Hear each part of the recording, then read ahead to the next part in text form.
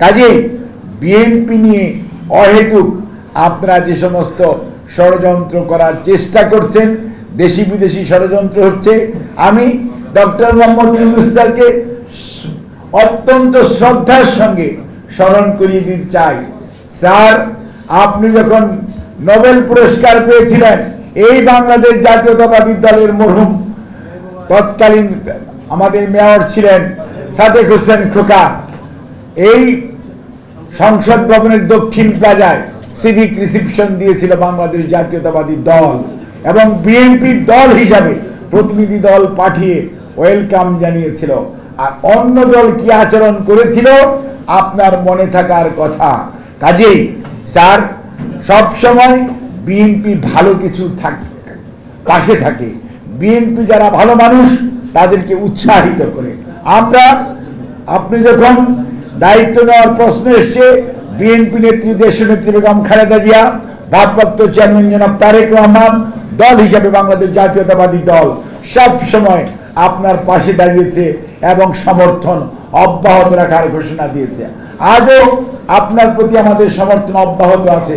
কিন্তু আমাদের দাবি হচ্ছে, যারা এই গণতন্ত্রের জন্য 17 বছর আন্দোলন করেছে, গণতন্ত্র তো ফেরত দিতে হবে। তো গণতন্ত্রের ফেরত পাওয়ার উপায়টি কি? জনগণকে তার অধিকার প্রয়োগ করার সুযোগ দেওয়া, আর সেটি হচ্ছে নির্বাচনের মাধ্যমে জনগণ তার অধিকার প্রয়োগ করবে। সে কথাটি বিএনপি বারবার স্মরণ করিয়ে দিচ্ছে। আপনি একটা রোডম্যাপ ঘোষণা করবেন, সেটি করতে কিন্তু আজকে 10 মাস চলে যাচ্ছে, আসছে না রোডম্যাপ। আমরা বলেছি 17টি বছর যে অন্যায়, অত্যাচার, নির্যাতন বিশেষ করে জুলাই আগস্টে হয়েছে, সেইটির বিচারের কথা আমরা বলেছি। আমরা বলেছি বিচার ব্যবস্থার সংস্কার, আমরা বলেছি নির্বাচন কমিশনের সংস্কার, আমরা বলেছি প্রশাসনের সংস্কার। আপনারা সেগুলো কমপ্লিট করেন।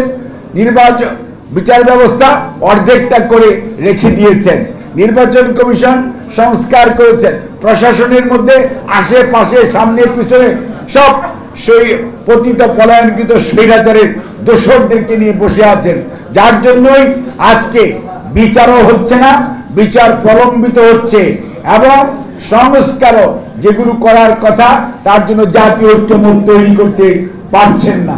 কাজেই যত দ্রুততার সঙ্গে মানুষকে তার অধিকার প্রয়োগ করার সুযোগ দিবেন। এবং আমরা আগে বলেছিলাম জুন জুলাই নির্বাচন, তারপর বিএনপি বলেছে ঠিক আছে আমরা ডিসেম্বরের মধ্যে দেন, আপনি নিজে বলেছেন ডিসেম্বর থেকে জুনের মধ্যে হবে। এখন যদি আবার আমরা এটি ব্যর্থ দেখতে পাই, তাহলে জাতি আশাহত হবে, আর জাতি যদি আশাহত হয় তাহলে পরবর্তী পরিস্থিতির দায় আপনারা যারা আজকে চেয়ারে বসে আছেন তাদেরকেই নিতে হবে।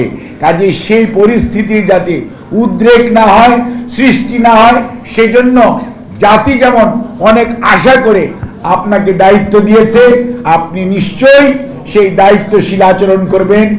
জাতি বুক ভরা আশা নিয়ে চেয়ে আছে আপনার দিকে, কিন্তু মনে রাখতে হবে এই আশাবাদী জাতিকে আপনি নিরাশ করলে এই জাতি, এই মানুষ যত সম্মান দিতে জানে, এই মানুষ তার অধিকার আদায়ের জন্য উচ্চকিত হয়ে রাজপথে নামতেও জানে।